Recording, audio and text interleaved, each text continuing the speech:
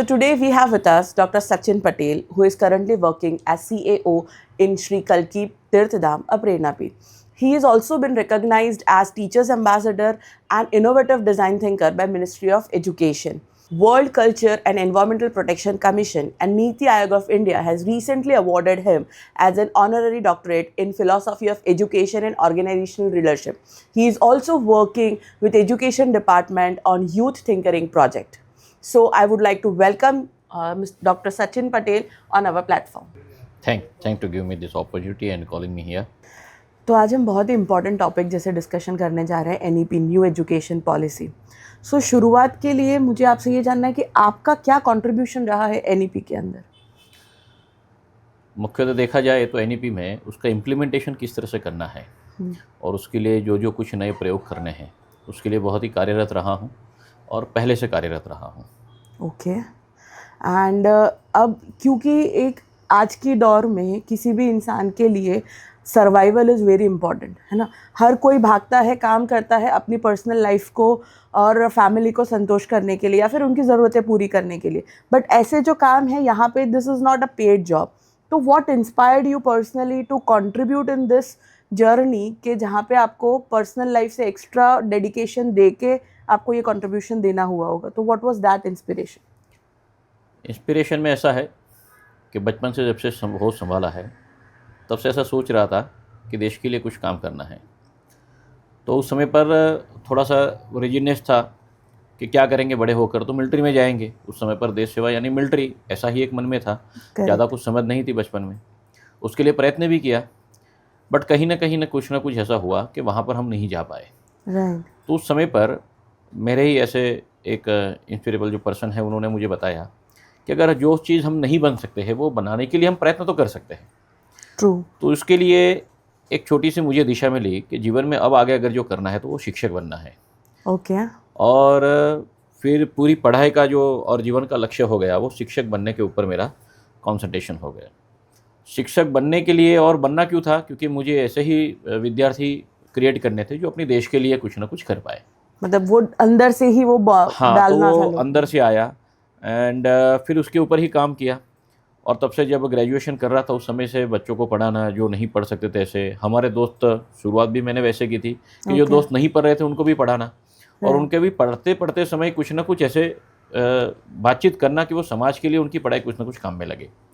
और जब ये अपॉर्चुनिटी मिली कि NEP के लिए कुछ काम करना है तो मुझे और खुशी हुई कि चलो और प्रोफेशनली अगर मैं इतना बड़ा हूँ तो उसके साथ में अगर ये मुझे अपॉर्चुनिटी मिलती है NEP को अगर इम्प्लीमेंट करने से अगर समाज सेवा कुछ हो सकती है वो मेरे लिए बहुत अच्छी है.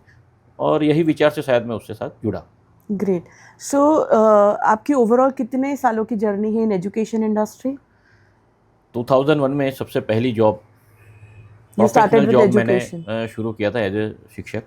उसके अभी पढ़ाना तो शुरू था, पहले से भी पढ़ा रहा था बट प्रोफेशनली देखा जाए तो वो 2001 से आज तक कंटिन्यू है.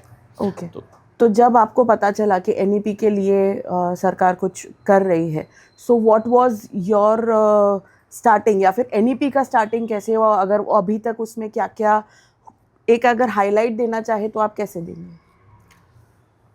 आपने शायद सुना होगा थोड़े साल पहले भारतीय स्वतंत्रता के अमृत महोत्सव का हमने सेलिब्रेशन किया. जी बिल्कुल.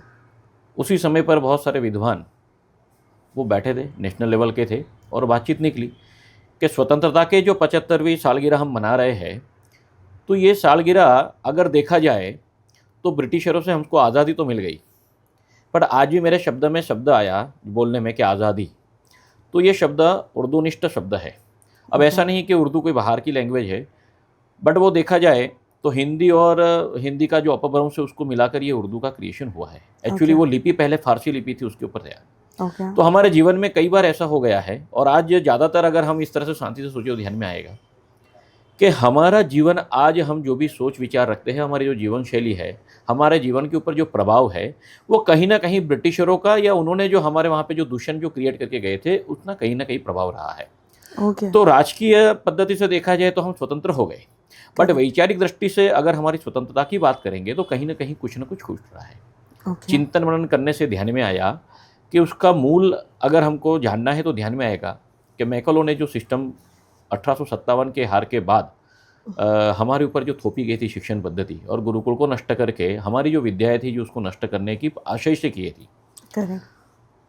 तो वो शिक्षण पद्धति में कुछ न कुछ ऐसा भारतीयता हो इस तरह का कुछ प्रयास करना, ग्रेट। और वहीं से फिर ये विचार आया एनईपी का।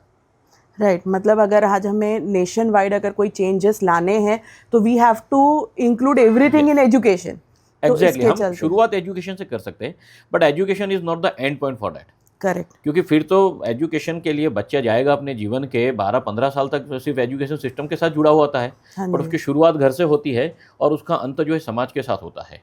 करेक्ट। तो ये राष्ट्रीय शिक्षा पद्धति जो है ना, उस ये सबको जोड़ने की बातचीत करता है कि शिक्षण का यानी फॉर्मल शिक्षण जो सिर्फ स्कूल का है, एनईपी सिर्फ स्कूल तक वो मर्यादित न रहकर कुटुंब और समाज तक भी प्रसारित हो, उसकी वो सोच रखता है। ओके, तो अगर हम जाने कि एजुकेशन या न्यू एजुकेशन पॉलिसी के अंदर ऐसी क्या सिमिलैरिटीज़ हैं और ऐसी क्या डिसिमिलैरिटीज़ हैं कि जिससे हम ये एक्सपेक्ट कर सकते हैं कि इसका रिजल्ट ये आएगा कि बच्चों के अंदर या फिर समाज के लोगों के अंदर बदलाव आएगा या माइंडसेट्स के अंदर चेंज आएगा, तो उस पर थोड़ा अगर आप बताएं तो। देखो, सिमिलरिटीज़ की बातचीत करें तो आज का जो एरा है डेटाबेस एरा हम जिसको कह सकते हैं कि जो इन्फॉर्मेटिव जो है, तो इन्फॉर्मेशन जो हमारे सामने क्रिएट होती है जी। उसके ऊपर से डिसीजन पॉलिसी जो है वो सरकार तय करती है। करेक्ट। तो सिमिलरिटी सिर्फ यही है कि हमको ऐसा डेटा जो है गैदर करना है, सबके सामने ये डेटा रखना है कि दिस इज़ द पॉलिसी कि जिसके अंदर समाज में जो बदलाव आ सकता है। और अभी जो ग्लोबलाइजेशन की हम जो बातचीत करते हैं, वैश्विक स्तर पर जो हमारे बदलाव जो है वो सब एक्सेप्ट करते हैं, ये हमको रखना पड़ेगा। करेक्ट। तो सिमिलरिटी यही है कि पीछे भी ऐसा होता था कि जब भी कुछ नया प्रयोग होता था तो डेटा जो है उसको क्रिएट करना और वो डेटा जो है उसके साथ उसका एनालिसिस करके उसका कंपैरिजन करना, Right. समाज के साथ में रखना। दूसरी सिमिलरिटीज़ की बातचीत की तो एकदम से जो गुरुकुल पद्धति है वो गुरुकुल पद्धति आज के समय में एकदम से स्तुत्य नहीं, Correct. यानी कि Practically प्रैक्टिकली possible एप्लीकेबल नहीं होगा ये। तो वही स्कूलिंग सिस्टम को साथ में रखते हुए वही हॉस्टल सिस्टम या तो फिर वही जो हमारा है ग्रेडिंग सिस्टम जो होता है, ग्रेड 1 से लेके ग्रेड 12 तक की पढ़ाई या तो 10 तक की पढ़ाई, देन ग्रेजुएशन की पढ़ाई, तो वो सब सिमिलर है। जी। तो ऊपर का पैकिंग जो है उसको भी बदलना नहीं है, करेक्ट। अंदर के कंटेंट है उसको बदलने की धीरे धीरे कोशिश कर रहे हैं। सो आप जिस तरीके से आप बता रहे हैं कि अभी नई मेथोडोलॉजीज को एक्सेप्ट कर रहे हैं, तो ऐसे क्या बेसिक चेंजेस है एजुकेशन के या फिर अंदर के स्ट्रक्चर के अंदर कि जो बदले गए हैं? देखो, पहले स्ट्रक्चर की बातचीत करेंगे तो स्ट्रक्चर तो वही है, 3 इयर्स के बच्चे को एडमिशन देना है और फिर वो ग्रेजुएट तक वहाँ पर रहेगा। ओके। बट वो जो स्ट्रक्चर है वो स्ट्रक्चर में अब उसमें छोटे से डिवीज़न करने की कोशिश की है, और ये डिवीज़न जो है उनके एज के हिसाब से उनकी मेंटल कैपेसिटी किस तरह से बढ़ती है, उनकी समाज के साथ एक्सेप्टेबिलिटी किस तरह से बढ़ती है, उसके बेस पर हमने उसको थोड़ा सा सेपरेट करने की कोशिश की है। जैसे कि पहला स्टेज जो है वो 5 साल का होगा, उसमें भी पहले के 3 साल और 2 साल अलग कर दिए। First 3 years it means the junior KG, हम जो नर्सरी वगैरह की बातचीत करते हैं, nursery, junior KG and junior, जिसको हम फाउंडेशन लेवल कह सकते हैं या तो प्री प्रिपरेटरी लेवल्स कह सकते हैं। करेक्ट। देन उसके बाद का जो 2 है ग्रेड 1 एंड ग्रेड 2, वो फाउंडेशन लेवल। तो ये पूरा जो 5 साल का जो ग्रेड है उसको हम फाउंडेशन लेवल ग्रेड कह सकते हैं, जहाँ पर उनकी एक तो अपने ही कुटुंब के साथ अपनी फैमिली से बाहर निकला है बच्चा और धीरे धीरे बाकी एकदम स्ट्रेंजर लोगों के साथ कहीं ना कहीं कुछ ना कुछ वो एडजस्ट करने की कोशिश कर रहा है। तो ये वाला एक स्टेज है। अब यहाँ से लर्निंग प्रक्रिया शुरू क्या होती है कि नए लोगों के साथ मिलना, नए लोगों के साथ उनके साथ एडजस्ट करना, ये सब ये 5 साल में उसके साथ सिखाया जाता है। ओके। उसके बाद में एग्जैक्टली जो फॉर्मल एजुकेशन की जो बातचीत आती है वो उसके बाद में शुरुआत होती है। Okay, great. तो अभी अगर हम मेथोडोलॉजीज या स्ट्रक्चर को छोड़कर अगर हम ये बात करें कि जो हम पढ़ने की मेथड, जैसे स्टूडेंट पर्सपेक्टिव से अगर मैं बताऊं, तो हम जैसे जब पढ़ाई करी तो हमने कैसा है कि ज़्यादातर जो चीज़ें हैं उसको रटो and then we have to write it down. तो अभी की जो चीज़ें में चेंज हुआ है कि जिसमें बच्चों को अभी से बताया जाता है कि भाई you think it and you create it and you then write it down, उसके हिसाब से असेसमेंट मेथड्स भी चेंज हुई है। तो उसमें आपका क्या कहना है? तो पढ़ाने की जो सिस्टम है उसमें भी यहाँ पर थोड़ा बहुत चेंजेस किया है। अभी तक क्या था कि छोटा बच्चा है, अपने बचपन में भी हमको हमारे साथ ऐसा होता है, भाई आपको टेबल्स आए कि नहीं आए, हाँ, ये पोएम्स आपने रट ली कि रट नहीं ली रटी, कि और नहीं रट इसीलिए ली। शायद वाइवा भी होते तो वाइवा में भी हमारे टीचर्स हमको उठाकर बिठा दे, बेटा ये पोएम बोल दो एक बार, जी, और पहले से बोल देते कि ये 4 पोएम है बट उसमें से ये 2 पोएम ही आपको पूछने वाली है, तो हम फिर करेक्ट, वहाँ पर जाके 2 रट ही लेते थे, पढ़ते थे। ट्विंकल ट्विंकल लिटिल स्टार हम कह देते थे, सबके मन में वो याद हो जाता था, जी, बट उसके पीछे का मीनिंग क्या है तो वो नहीं ध्यान में आ रहा था। तो ओके, आज जो पढ़ाने की जो सिस्टम वो इस तरह से किया गया है, आप कोई भी ग्रेड की पुस्तकें उठा लें तो सबसे पहले तो उसके ऊपर जो नाम दिए वो बदल दिए गए हैं। जैसे मैथमेटिक्स का टीचर है, वो मैथमेटिक्स के ऊपर जैसे बोले कि मैं मैथ का टीचर हूँ तो सबके सामने वो एकदम से एक डेविल लगने लगता है, क्योंकि हाँ, आज मैथ का बहुत बड़ा हाव पूरे समाज में है। जी, तो वो सब्जेक्ट का नाम ही कुछ बदल दिया, कैलकुलेशंस ऐसा कुछ नाम दिया वो सब्जेक्ट का, है ना, ओके, तो उसको मैथमेटिक्स नाम नहीं दिया। समाजशास्त्र है उसका नाम कुछ और अलग दे दिया, हाँ, तो ओके, संयोजन ऐसा कुछ दे दिया। तो कुछ ना कुछ ऐसे बुक्स के नाम बदले ताकि बुक को देखकर भी घबराहट ना है। उसके अंदर जो चैप्टर्स का जो इलेबोरेशन जो किया हुआ है वो भी डायरेक्टली नहीं किया है, कोई ना कोई स्टोरी फॉर्मेशन दिया है, या तो कोई ना कोई ऐसा हम जिसको कहते हैं कि कोई केस स्टडी जैसा वहाँ पर दे दिया, और फिर वो केस स्टडी में से उसके रिलेटेड कोई ना कोई प्रश्न देना है, उसके ओके, ऊपर काम करना है। हाँ, इस तो तरह की मतलब स्टडी सिस्टम की बेसिकली वो कोशिश की। केस स्टडी को समझो, उसके Exactly. हिसाब से मतलब इससे आपकी क्रिटिकल थिंकिंग भी इम्प्रोवाइज होती है, Exactly. डिसीजन मेकिंग में भी आपको हेल्प मिलती है। तो ये सारी चीज़ें हम स्टूडेंट्स को एजुकेशन के लेवल जो होता है बेसिक फाउंडेशन लेवल से ही हम उसको फीड कर Yes, रहे yes, हैं, yes. राइट, वही होता है कि केस स्टडी अगर उसके सामने दे दिया तो उसकी लाइफ में भी अगर कुछ ये आता है, कुछ प्रॉब्लमेटिक, या तो सिचुएशन कोई आती है, कैलकुलेटिव कोई कॉन्सिक्वेंसेस पार्ट आ आते हैं। जाएगा, या तो सोशल स्टडी का कोई कंसेप्ट वहाँ पर अप्लाई करने की कोई जी, बात आ गई, तो वो केस स्टडी पढ़ा होगा तो उसको ध्यान में आएगा। हाउ और टू सिर्फ और रिएक्ट, सिर्फ थियरी पढ़ने से उसको शायद ध्यान में नहीं आता है कि इसको कहाँ पर अप्लाई करना है। तो अब यहाँ पर कहाँ पे अप्लाई करना है वो सीधा उसको समझ में पता आ है, जाता है। Correct, okay. And how about कि जैसे हमारे जो पौराणिक कथाएं हैं उसका भी इसमें काफ़ी इंट्रोडक्शन किया गया है, तो what is the psychology behind it, या what is the reason behind it कि हमने क्यों इंडियन रूट्स को इसके साथ क्लब किया है? देखिए, पहला से देखा जाए तो भारत एकमात्र ऐसा देश है जिसने वसुधैव कुटुंबकम की बात की है। करेक्ट, ये अगर उसको शांति से सोचेंगे, उसको शांति से ध्यान देंगे, तो पूरे विश्व में आज कहीं पर भी उत्खनन हो रहा है, आर्कोलॉजिस्ट साइट कहाँ पर भी मिल रही है, तो वहाँ पर कहीं ना कहीं हिंदुत्व से जुड़े हुए कोई ना कोई स्कल्पचर आपको मिल जाएगा। जी, अमेरिका जैसे अमेरिका में भी 3000 साल पुराना त्रिशूल का कहीं ना कहीं उनको उल्लेख मिला, जी, उसका पूरा एंग्रेव किया हुआ मिला। हम जो ग्रेट वॉल ऑफ चाइना की बातचीत करते हैं, जो आज से करीबन 300-400 साल पुरानी ग्रेट वॉल ऑफ चाइना हमको पता है। कई लोग बोलते हैं कि ग्रेट वॉल ऑफ चाइना है, उसका कई पोर्शन जो है वो 2000 साल पुराना है। वहाँ पर भी संस्कृत लिपि में कुछ न कुछ एंग्रेव किया हुआ है, जी, और ये आप गूगल करेंगे तो सबको ध्यान में आएगा। तो भारतीयता जो है, जो जिसको आज हम कोई कपड़े पहनाकर भारतीयता कहते हैं, उसको मैं ऐसे स्पष्ट शब्दों में बोला जाऊँ कि वो हिंदुत्व, और उससे भी आगे बढ़ा जाए तो जो सनातनी जो है वो पूरे विश्व में व्याप्त था। जी, तो वसुधैव कुटुंबकम जो है वो एक स्लोगन नहीं था, उस समय पर शायद भारतीय समाज जीता था। ओके, तो पूरे विश्व के अंदर भारत की कहीं ना कहीं कुछ ना कुछ ऐसी संवेदनाएं, उसकी कोई विचार वो हर एक कोने में कहीं ना कहीं पनप रहे थे। ओके, अब ये जहाँ पर पनप रहा था उस समय पर विश्व में अगर देखा जाए तो बड़ा बड़ा कोई युद्ध वगैरह नहीं हुआ था, सब साथ में रहते थे, एक साथ रहता। जब युद्ध की शुरुआत हुई तो ध्यान में आएगा कि महाभारत का एक बड़ा सा युद्ध हमारे सामने आया, जिसको हम विश्व युद्ध भी कह सकते हैं। बहुत सारे से, जैसे जयद्रथ राजा की बातचीत करें तो वो ईरान से आया, ऐसा वहाँ पर उल्लेख है कि वो वहाँ का राजा था, है ना।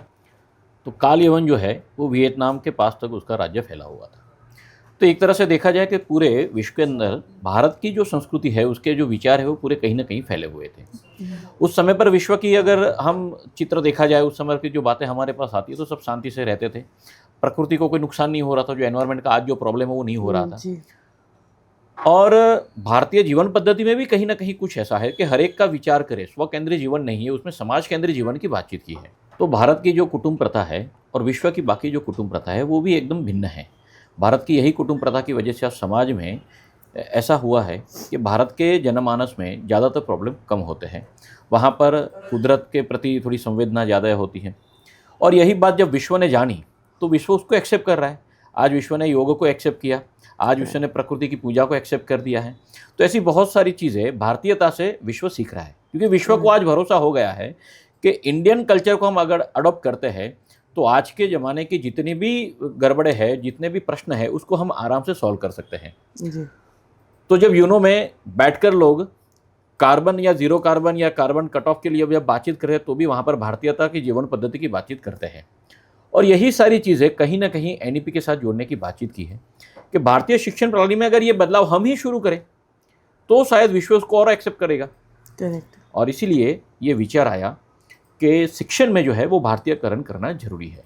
बिल्कुल। दूसरा, यहाँ पर एक और चीज़ बताना चाहता हूँ जी। कि ऐसा कहते हैं कि जो राष्ट्र अपने इतिहास को भूल जाता है, वो राष्ट्र खुद इतिहास बन के रह जाता है। तो भारतीय इतिहास की बहुत बड़ी परंपरा भी रही है और आज तक वो विश्व में नेतृत्व भी करके आया हुआ है। जी। नालंदा विद्यालय जैसी जो विद्यालय थी, तो विश्व के कई सारे लोग यहाँ पर ज्ञान लेने के लिए आते थे। आज हम थोड़ा विस्मृत हो गए हैं कि हमारे पास भी ऐसा ज्ञान था, हमारी ऐसी जीवन पद्धति थी जो सीखने के लिए पूरा विश्व यहाँ पर आता था। विश्व को विश्वास है विश्व को विश्वास है कि आज के ग्लोबलाइजेशन की जितनी भी ज़रूरियातें हैं वो भारतीय जीवन पद्धति से आ सकती है। करेक्ट। हमारा विश्वास कहीं ना कहीं डगमगा गया है, तो उसकी शुरुआत कहाँ से हो सकती है? तो वो शिक्षण पद्धति से हो फाउंडेशन सकती है। तो नई जनरेशन अपने पर विश्वास रखकर आगे बढ़े, ऐसी कुछ सोच के साथ भारतीयकरण की ओर इसमें ज़रूरत ज़्यादा महसूस हो रही है। जी। अभी जैसे आपने बताया कि यूथ जो है या फिर नई जनरेशन जो है उसको एक्सेप्ट करके आगे बढ़े, तो उसका एक कहीं ना कहीं सीधा सीधा एग्जांपल अगर आप आज के यूथ को देखेंगे, तो आज के यूथ आज कहीं ना कहीं वो बोलते हैं ना कि भाई भारत का बच्चा बच्चा जय जय श्री राम गाएगा। तो बोलेगा, ये सब सही है। चीज़ें आज जब हम हमारा यूथ का टाइम याद करते हैं तो शायद ऐसे कोई गाने नहीं थे, तो नेशनली ये सारी चीज़ें कहीं ना कहीं एक्सेप्ट हो रही है, ऑब्वियसली। है ना। अब ये जब शुरू हुआ फाउंडेशन, तो आई बिलीव कि आप जैसे जो भी लोग इन लोगों पे काम कर रहे थे, इन मुद्दों पे वर्क कर रहे थे, तो जब इम्प्लीमेंटेशन की बारी आई तो कहीं ना कहीं बहुत सारे चैलेंजेस भी आए होंगे। तो उसमें से अगर आप कोई किस्सा बताना बहुत सारे चाहें। चैलेंजेस। पहले तो मैं ये बात करना चाहूँगा, आप ये अभी यूथ की बात की और राम की जी। बात की थी, तो ऐसा था कि आज से 5 साल 10 साल 15 साल पहले राम एक सिर्फ और सिर्फ पूजा पद्धति का एक साधन मात्र था। लोग उसको पूजा की पद्धति से देखते थे, वो सिर्फ मंदिर की मूर्ति बन के रह गया था। जी। आज जो राम सबके सामने जो प्रस्तुत हुए हैं ना, वो वैश्विक दृष्टि से देखा जाए तो पूरे सामाजिक राम है। उसके जीवन से लोग सीखते हैं कि किस तरह से मुझे एक अच्छा बच्चा बनना है, किस तरह से एक अच्छा पति बनना है, किस तरह से एक अच्छा भाई बनना है। लोग इसको एक्सेप्ट कर रहे हैं, किस तरह से मुझे नेतृत्व करना है, वो भी राम के जीवन में हमने सीखा। यूथ ने जब उसको एक्सेप्ट किया, तब वो अब बोलने लगा कि भारत का बच्चा बच्चा जय श्री राम बोलेगा। तो ये जो बदलाव जो है ना, वो कहीं ना कहीं ऐसे ही कोई इम्प्लीमेंटेशन की वजह से धीरे धीरे आ रहा है। जी। दूसरा आपका जो पॉइंट था कि दिक्कतें आती है, तो ये बहुत सारी दिक्कतें आती है। जैसे मैंने अपने मुद्दों की जो शुरुआत थी वहाँ से किया था कि डेटाबेस एनालिसिस करना आज बहुत ही ज़रूरत हो गया है। भारत में अब तक की शिक्षा पद्धति ऐसी रही थी कि उसमें ऐसा डेटाबेस कोई ऐसा नहीं था। जब भी हमारे ऋषि मुनियों ने ग्रंथ की रचना की, तो वो पूरा मौखिक ग्रंथ था, ओरली हम लोग बातचीत करते हैं, हमारे पास लिखावट वाला कुछ नहीं था। बट आज जो भी पद्धति की हम बातचीत करेंगे, मैं और आप भी अगर कुछ बातचीत करेंगे, तो हम कितने सफल हैं, हम कितने निष्फल है, वो सिर्फ और सिर्फ नंबर के ऊपर कहीं ना कहीं आंका जाता है। करेक्ट। समाज में भी ऐसी कोई ना कोई पद्धति है कि बच्चा जो है कुछ सीख रहा है कि नहीं सीख रहा है, वो नंबर के ऊपर ध्यान में आएगा। अब सब्जेक्ट सीखेगा तो सब्जेक्ट में कितना ग्रेड लाया, कितना मार्क लाया है, उसके ऊपर से पता चलेगा कि वो होशियार है या नहीं है। जी। और सबसे पहली दिक्कत यहाँ पर आती है कि हर एक चीज़ को डेटा के साथ कंपेयर करना। राइट। मैं छोटा सा एग्जांपल दे दूँ। जो भारत पाकिस्तान को चावल देता है, जहाँ पाकिस्तान के 60% चावल जो है वो भारत से वहाँ पर जाते हैं, जी। और तब जाके उनके घर में कहीं ना कहीं कुछ चावल बनता है या चावल की कोई ना कोई वानगी बनती है, वो खाते हैं। बिरयानी भी वो हमारे चावल से खाते हैं। बट हंगर इंडेक्स में आज की बातचीत करें तो वो हमसे ऊपर है। तो ये ऐसा विशेष सर्कल आज जो लोग ग्लोबलाइजेशन चल रहा है कि डेटा के ऊपर काम करना। तो सबसे पहला एनईपी का इम्प्लीमेंटेशन की जो बातचीत आई वो यहाँ पर आई कि हमारे पास ये डेटा गैदर करने के लिए और हमको 4 5 6 साल हमको चाहिए कि ये डेटा सबके सामने रखें कि ये एकदम से जिसको बोले कि एकदम अभी प्रैक्टिकली एप्लीकेबल हम लोग उसको कर सकते हैं। हाँ, मतलब एक एक्सेप्टेंस क्रिएट करना पड़ा। तो समाज की एक्सेप्टेंसी लाना बहुत ज़रूरी है। आज भी गुरुकुल कहीं कोने में हमारे भारत में चल रहे हैं, ऐसा नहीं कि गुरुकुल सिस्टम 100% लुप्त हो गए, बट वहाँ पर सर्टिफिकेशन सिस्टम नहीं है। 10वीं की यस, तो 10वीं की और बोर्ड की एग्जाम वहाँ पर नहीं आ रही है, वो बच्चे नहीं दे रहे, संस्कृत पढ़ रहे हैं। तो संस्कृत तो सिर्फ पूजा पद्धति की भाषा बन गई है ना। हम जर्मनी की ओर नहीं देखते कि आज भी संस्कृत वो लोग अपने कंप्यूटर वगैरह में यूटिलाइज कर रहे हैं। तो ये डेटा हमको यहाँ से अभी क्रिएट करना है Right. समाज ये डेटा देखेगा, जानेगा और फिर उसके ऊपर कुछ डिसीजन लेने की कोशिश करेगा। तो कई स्कूल जिन्होंने मैं वो स्कूल को सैल्यूट करना चाहूँगा जिन्होंने एनईपी को इनिशिएटिव लेकर उसको शुरुआत की है, और ऐसे भी हो कि वहाँ पर बहुत सारे क्वेश्चन पेरेंट्स के भी आए। जी बिल्कुल। पेरेंट्स को भी लगा कि आपके स्कूल में पढ़ाई होती नहीं है। जैसे हमारे स्कूल की बातचीत करें तो जब मैं पढ़ाता था तो एक्टिविटी बेस्ड लर्निंग वहाँ पर शुरू कर दी। एक्टिविटी बेस्ड लर्निंग शुरू करने पर क्लासेस में कम और बच्चे बाकी सबसे ज़्यादा सीख रहे थे।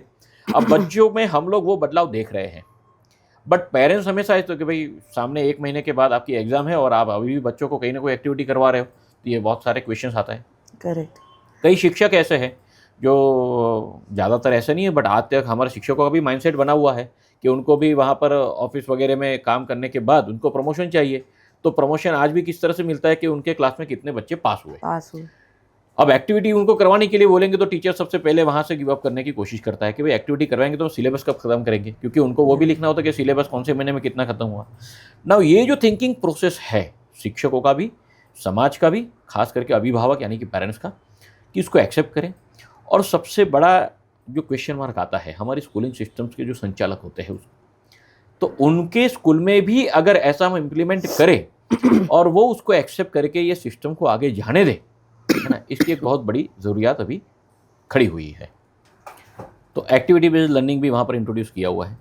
अब एक्टिविटी बेस्ड लर्निंग में एक्टिविटी तो करनी है, और एक्टिविटी करते समय हमारे जब क्वेश्चन पेपर जब हम सेट कर रहे हैं तो वो एक्टिविटी रिलेटेड कुछ ना कुछ वहाँ पर क्वेश्चन पूछना है। जैसे मैथमेटिक्स में अगर पूछना है तो वो एक्टिविटी में कैसे कोई नंबर, कोई फ्रैक्शंस आ जाता है, या तो कोई मल्टीप्लिकेशन डिवीजन आ जाता है, कंपैरिजन आ जाता है, कोई रेशियो आ जाता है।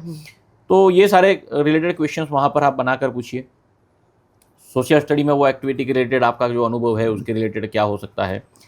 लिंग्विस्टिक में वही एक्टिविटी बेस्ड अगर आप करेंगे कि एक सिचुएशन देते हैं कि अगर यही एक्टिविटी आपने की बट अगर सिचुएशन ये होती है तो उसमें उसका एंड किस तरह से, या तो उसका स्टार्टअप या तो उसका प्रोसेस किस तरह से कर सकते हैं। तो देखो यहाँ पर ये जो पूरा जो है तो शिक्षकों को समझाने के लिए धीरे धीरे इस तरह का कुछ ना कुछ प्रयोग वहाँ पर भी किए जाते हैं। एक्सपेरिमेंट्स करते करते उनको भी, यस ऑब्वियसली एक्सपेरिमेंट के बेस पर experimental learning. Because it is change, so it is not easy for teachers also to accept the change कि आप सालों से जो मेथड करते आए हो and तो उनको पढ़ाना वही है, क्वेश्चन पेपर की थोड़ी सी स्टाइल बदलनी है, एंड लर्निंग की जो थोड़ी स्टाइल है तो क्लासरूम से थोड़ा बाहर जाके पढ़ाए। इसीलिए नो बैग डेज ऐसा करके भी वहाँ पर उन्होंने एक दिन, हमारे गुजरात सरकार ने तो शुरू कर ही दिया है कि एवरी वीक कोई एक डे जो है वो 1 डे उनका नो बैग, बिना बैग लिए बच्चे वहाँ पर आएंगे और उनको करना तो लर्निंग ही है। ऐसा नहीं है कि वो सिर्फ एक्टिविटी होगी, एक्टिविटी बेस्ड लर्निंग करवाना है। उसकी भी बहुत सारी उसके ऊपर रिसर्च हुआ, उसके ऊपर बहुत सारे एक्सपेरिमेंट हुए और तब जाके अभी इंट्रोड्यूस हुआ है। एक बहुत बड़ी बात जो हायर एजुकेशन में डाली हुई है 11-12 के बच्चों के लिए, और कई स्कूलों में तो 6th ग्रेड से ही उसको इम्प्लीमेंट कर दिया है, अर्निंग विथ लर्निंग। तो जो पढ़ते हैं वहाँ से कुछ ना कुछ उनका जो इंटरेस्ट है उसके रिलेटेड कुछ ऐसी चीज़ें बनाएं कि जिससे वो अर्निंग कर पाए। छोटा सा एग्जाम्पल दे दे तो दिवाली के समय पर कोई अच्छा ड्राइंग करने वाला बच्चा है तो पोस्ट कार्ड साइज के पेपर के ऊपर थोड़ा सा ड्राइंग करता है, उसको दिवाली कार्ड जैसा, ग्रीटिंग्स कार्ड जैसा कुछ बना देता है। कोई ऐसा आर्टिस्ट है जो दिए वगैरह सेट करके, तो जिसको हम छोटे छोटे गृह उद्योग के नाम से जानते हैं, तो फ्यूचर में अगर शायद वो ऐसा अपना खुद का गृह उद्योग उसको बनाना तो डेवलपमेंट से खुद का कर सकते। तो on the basis of this हम अलग अलग ये जो एक्टिविटी है उसके ऊपर बातचीत करेंगे कि शिक्षकों को भी अब इसमें मज़ा आने लगी है। जो रूटीन जो था उनका पढ़ाने में, यस, तो अभी क्या है कि उनका भी इवोल्यूशन उसके ऊपर बेस्ड हुआ है, क्योंकि एक्टिविटी में कितने टीचर जो है वो ज़्यादा अच्छे से पार्ट ले रहे हैं, तो इनोवेशन कितने हो रहे हैं, तो इंक्रीमेंट के समय पर ये पॉइंट भी वहाँ पर आएंगे। एक स्कूल में एक संचालक जो है उनके साथ मेरी बातचीत हो रही थी, वहाँ पर एनईपी के इम्प्लीमेंटेशन के लिए गया था।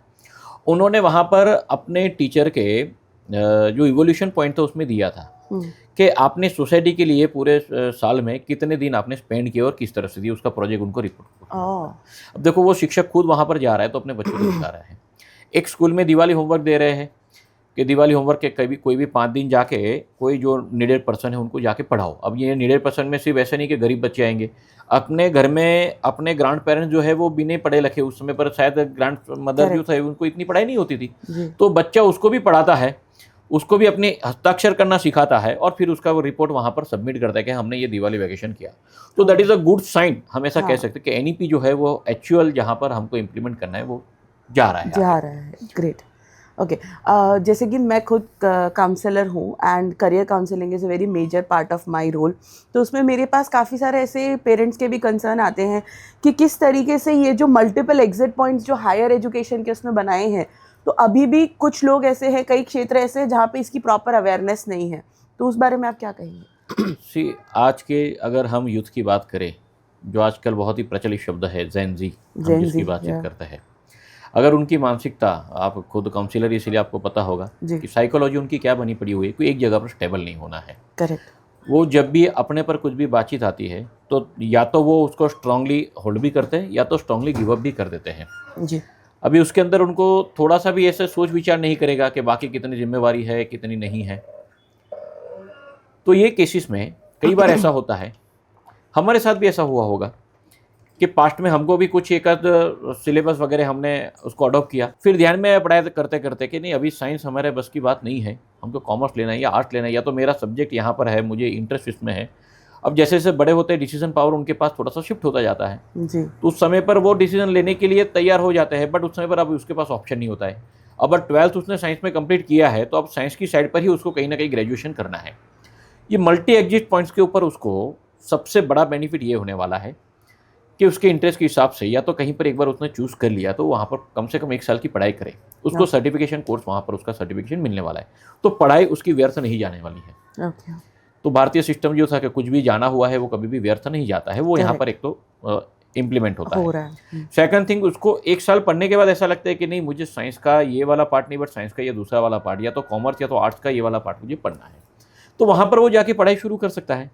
जी, अल्टीमेटली ये सब पढ़ाई वो कभी भी कहीं पर भी शुरू कर सकता है। मतलब उनको ब्रेक, करियर ब्रेक वाला या फिर Exactly. एजुकेशन में ब्रेक वाला, तो ये सब इसमें चीजें जो नहीं ब्यूटी वाला जो पार्ट है वो अब आता है। जी, 4 साल 5 साल के बाद जब मैच्योरिटी स्टेज आ जाता है और उसको लगता है कि मैंने एमबीए तो कर लिया, तो एमबीए विथ मैनेजमेंट मैंने कर लिया, अब जो कंपनी में गया हूँ जो मैनेज करना है वो प्रोडक्शन हाउसेस है, तो मुझे वहाँ पर कुछ साइंस जानना जरूरी है।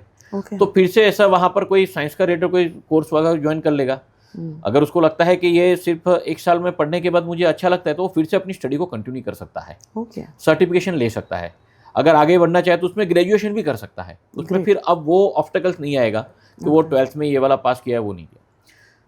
उससे भी ज़्यादा आगे बढ़कर ये है, 11th 12th के बच्चों को हम ग्रुप ऑफ सब्जेक्ट देते थे कि अगर उसने साइंस लिया तो मैथमेटिक्स लेना ज़रूरी है, ओके, अगर साइंस लिया तो मैथमेटिक्स के साथ उसको केमिस्ट्री पढ़ना ज़रूरी है। जी, अब यहाँ पर उसके पास चॉइस है, वो मैथमेटिक्स के साथ ड्राइंग ले सकता है, ओके, साइंस के साथ म्यूजिक ले सकता है ना, ओके, या तो मतलब फिर साइकोलॉजी के क्रिएटिविटी, साथ लॉजिक, सारे सब्जेक्ट्स को अपने अपने हिसाब से वो चूज ले कर सकता सकता है। तो देखो गवर्नमेंट ने तो ये अभी नई एजुकेशन पॉलिसी के हिसाब से ये सब उनको ओपन एंड कर दिया है। जी, फिर भी वहाँ पर कहीं ना कहीं लिमिटेशन होती है, स्कूल की लिमिटेशन होती है, वहाँ के स्टाफ रिक्रूटमेंट की वो रहती है, बट फिर भी पहले जैसा अभी चित्र जो है उसमें थोड़ा ब्रॉडवे में देखा जाए तो थोड़ा अच्छा हुआ है। ओके। तो ये सारी चीज़ें सुनने के बाद ध्यान में आता है सचिन जी कि ये it's a long term process है ना, ये कुछ भी ऐसा नहीं है जो ओवरनाइट या ओवर द ईयर या हाँ, 2 नहीं ईयर होने वाला है। होने वाला है, करेक्ट। सो आपके हिसाब से what is the success of India based on NEP by 2040, how we will see our India in 2040? देखो एनईपी के हिसाब से पढ़कर जो बच्चे बाहर निकलने वाले हैं, द मोस्ट क्रिटिकल थिंकिंग की सोच रखने वाले होंगे, जी, प्रॉब्लम से ज़्यादा प्रॉब्लम के सॉल्यूशन के ऊपर ध्यान देने वाले हैं, करेक्ट, क्रिएटिव सॉल्यूशन के ऊपर ध्यान देने वाले हैं, करेक्ट, और उनका सॉल्यूशन जो है वो प्रैक्टिकली समाजलक्षी होगा, यानी Okay. समाज के हित में रहेगा, प्रकृति के हित में रहेगा। नेचर एंड तो सोशली यस, एक्सेप्टेड। ये सारी बातें अगर हम उसको पकड़कर चलते हैं तो 2040 का जो भारत का हमने सपना जो देखा हुआ है कि जिसकी प्रोडक्टिविटी बढ़ रही है, जिसके इंटेलेक्चुअलिटी बढ़ रही है, जिसके अंदर हम देखा जाए कि नेतृत्व लेने की क्षमता बच्चों में जो है वो भी आगे आ रही है। राइट, कोई प्रॉब्लम आती है तो गिव अप, यस, या प्रॉब्लम गिव अप ना करते हुए उसको लड़ने की ताकत भी उसमें आ रही है। राइट, तो overall social structure, the economy and the global structure जो है वो पूरा एकदम से बढ़ने वाला है। हम जो विश्वगुरु भारत की बातचीत कर रहे हैं, मुझे लग रहा है कि उसका रूट कहीं ना कहीं यहाँ पर छुपा हुआ है। correct, okay. And now if we talk about what you think which is the biggest misconception about NEP which is going ahead? पिछले कई दशकों में से ऐसा हुआ था कि शिक्षा सिर्फ बाद में नौकरी क्या देंगे, उससे अलावा अभी यहाँ पर आएगी कि शिक्षा सिर्फ और सिर्फ कमाने के लिए नहीं है। राइट। ये पढ़ेगा तो ये कमाएगा, या तो फिर यहाँ पर आपको जॉब मिलेगी। तो ये सारे जो मिसकंसेप्ट्स है वो यहाँ से हमको हटाने की पूरी अपॉर्चुनिटी मिलने वाली है। राइट। सर्वलक्षी शिक्षा, सर्वव्यापी शिक्षा, ये कंसेप्ट यहाँ पर इंक्लूड है। ग्रेट। तो अभी आपका जो ओवरऑल एजुकेशन का एक्सपीरियंस है, जो आपका कंट्रीब्यूशन है एनईपी के तहत इम्प्लीमेंटेशन में, आपने काफ़ी सारी चीज़ें, चैलेंजेस वगैरह देखे हैं, तो इसको ध्यान में रखते हुए आप पेरेंट्स को या फिर टीचर्स को कोई ऐसा मैसेज देना चाहे कि जिससे इसका इम्प्लीमेंटेशन ईजी हो सके? एक छोटा सा मैसेज है उसके लिए। ऋग्वेद का सूत्र है, आनो भद्रा क्रतो यंतु विश्वतः। ओके। विश्व में जो भी बदलाव होते हैं और वो अच्छे के लिए होते हैं, तो हम अभी से उसको एक्सेप्ट करें। राइट। एक कवि ने कहीं पर कहा हुआ है कि आज लगे जो दंड वही कल पुरस्कार बन जाता है। ओके। तो ये चीज़ हर एक पेरेंट्स, हर एक शिक्षक, समाज के हर एक व्यक्ति को समझनी चाहिए कि हो सकता है कि एनईपी आज हमको ऐसा लगता है कि उसमें से कुछ रिजल्ट नहीं मिल रहा है, पर जो गति से वो आगे जा रहा है, तो शायद वो शॉर्ट टर्म हमको रिजल्ट नहीं देगा, बट लॉन्ग टर्म वो हमारी समाज व्यवस्था, हमारे देश, हमारे राष्ट्र, हमारे विश्व को बहुत ही फायदाकारक होने वाला है। करेक्ट। तो मतलब अगर हम इसको कंक्लूड करें, सो अगर आज जो भी नई सिस्टम्स एजुकेशन में आ रही हैं, as a parent, as an teacher, या फिर एक सोशल वर्कर ही सही, लेकिन जो आने वाले समय में लीडरशिप क्वालिटीज़, क्रिटिकल थिंकिंग, जो बच्चे नया क्रिएटिविटी, इनोवेशन लेकर आ रहे हैं, that is going to contribute a lot worldwide, और इंडिया की एक बहुत अच्छी रिप्रेजेंटेशन होने वाली है। राइट। ऑब्वियसली। ओके। हम जो जीते हैं वसुधैव कुटुंबकम की बातचीत करते हैं, मुझे लग रहा है कि वो सिर्फ अब पुस्तक की बात न रह के जीवन की बात बनने वाली है। प्रैक्टिकलिटी पे आने वो वाली जीवन है। की बात बनने वाली है। ग्रेट। और कुछ मैसेज अगर आप देना चाहे फॉर दिस? बस प्रभाव के साथ बहते रहे, गो विद द फ्लो। और यस, उसी के साथ अगर आगे बढ़ते रहेंगे और अपने जीवन में हर एक क्षेत्र में समाजलक्षी थोड़ा सा ध्यान रखें। Right. तो ऐसा भी नहीं कि भारत में हमेशा त्याग की बात की, तेन त्यक्तेन भुंजीगा तक की बातचीत की हुई है। तो व्यक्ति विकास के साथ समाज का विकास, स्व के साथ वयम का जो क्षेत्र है उसके आगे हमको सोचना भी चाहिए। यस, मतलब एक इंडिविजुअल लेवल पे जो कंट्रीब्यूशन आप कर सकते हो वो अपने लेवल पे करें। करें। That's a great message. So with this we are concluding